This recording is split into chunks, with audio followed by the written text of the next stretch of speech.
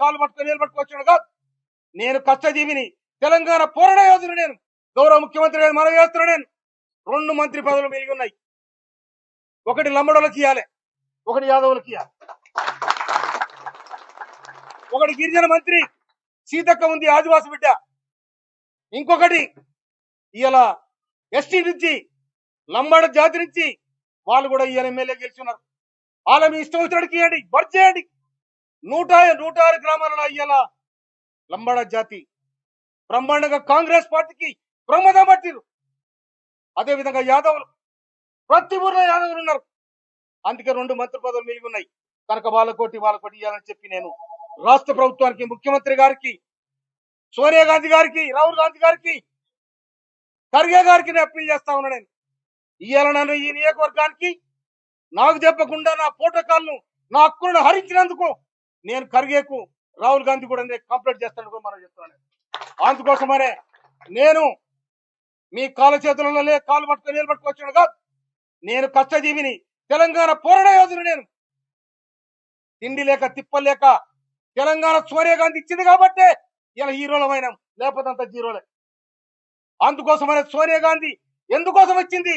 మా మీద పెత్తనం చేయాలని మీకు ఇయ్యలే. మీ అంతా మీరు బతుకుని మీ రాజ్యం మీరు చేసుకోండి. వాడు ఎస్సీలు ఉంటే వానికి ఎవరికి అవకాశం వాడు చేసుకోమని చెప్పింది. కానీ ఇలా మా మీద మీ పెత్తనం ఏంటి? మా మీద మీ దులు ఏంటిది?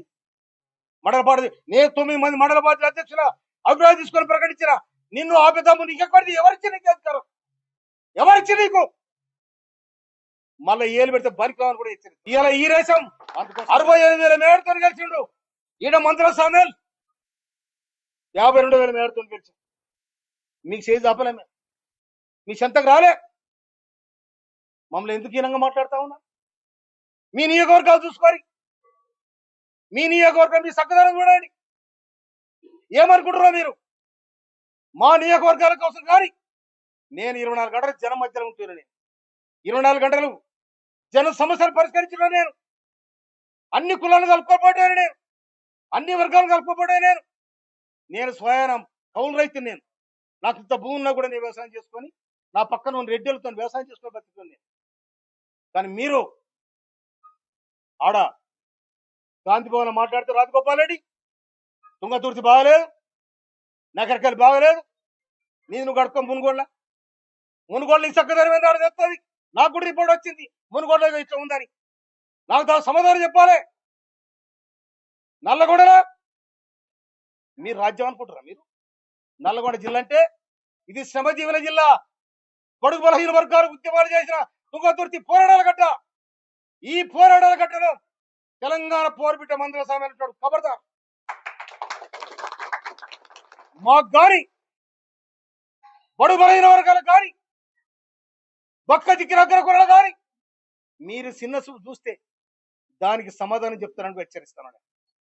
కాంగ్రెస్ పార్టీ బతకాలి, రాహుల్ గాంధీ ప్రధానమంత్రి కావాలి. నీలాక ఇటు రాకపోతే అటు, అటు రాకపోతే ఇటు. బీజేపీకి ఎందుకు పోయిన రాజగోపాల్ సమాధానం చెప్పాలి. బీజేపీలో పోయి ఎందుకు పోటీ చేసిన రాజగోపాల్ చెప్పాలి. నువ్వు రాహుల్ గాంధీ ఇచ్చావు, సోనియా గాంధీ ఇచ్చావు, అన్ని మర్చిపోయి మళ్ళా కాంగ్రెస్లోకి వచ్చి పోటీ చేసినావు. కాంగ్రెస్లోకి వచ్చి పోటీ చేసి నికార్సైన కాంగ్రెస్, మా కాంగ్రెస్ అంటే వీళ్ళంతా ఎవరు? ఈ సర్పంచ్లంతా ఎవరు? ఈ కార్యకర్తలు ఎవరు? ఈ లీడర్ అంతా ఎవరు?